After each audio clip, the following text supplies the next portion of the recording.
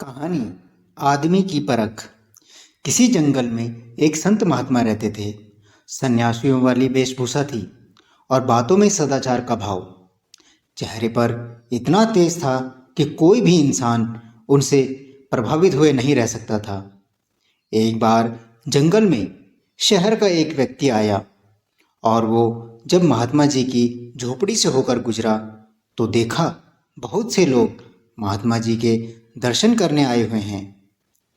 वो महात्मा जी के पास गया और बोला कि आप अमीर भी नहीं हैं, आपने महंगे कपड़े भी नहीं पहने हैं। आपको देखकर मैं बिल्कुल प्रभावित नहीं हुआ। फिर ये इतने सारे लोग आपके दर्शन करने क्यों आते हैं? महात्मा जी ने उस व्यक्ति को अपनी एक अंगूठी उतार के दी और कहा कि आप इसे बाजार में बेच कर आएं और इसके बदले एक सोने की माला लेकर आना। अब वो व्यक्ति बाजार गया और सब की दुकान पर जाकर उस अंगूठी के बदले सोने की माला मांगने लगा। लेकिन सोने की माला तो क्या, उस अंगूठी के बदले कोई पीतल का एक टुकड़ा भी देने को तैयार नहीं था।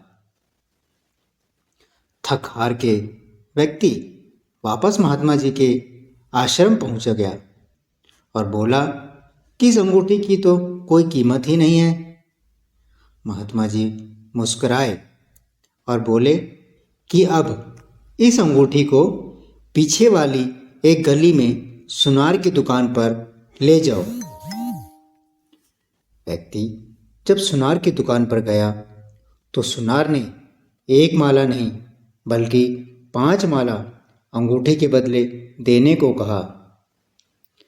व्यक्ति को बहुत हैरानी हुई कि इस मामूली सी अंगूठी के बदले कोई पीतल की माला देने को तैयार नहीं हुआ। लेकिन ये सुनार कैसे 5 सोने की माला दे रहा है?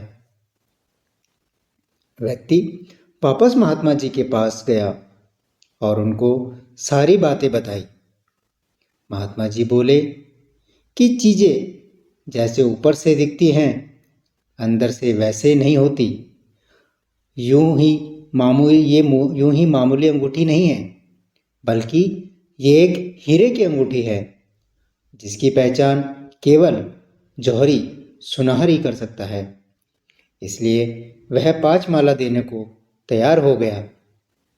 ठीक वैसे ही मेरी वेशभूषा को देखकर तुम मुझसे प्रभावित नहीं हुए, लेकिन ज्ञान का प्रकाश लोगों को मेरी ओर खींच लाता है। व्यक्ति महात्मा जी की बातें सुनकर बड़ा शर्मिंदा हुआ। कपड़ों से व्यक्ति की पहचान नहीं होती, बल्कि व्यक्ति की पहचान उसके आचरण और ज्ञान से होती है। जय श्री कृष्ण, जय श्री राधे।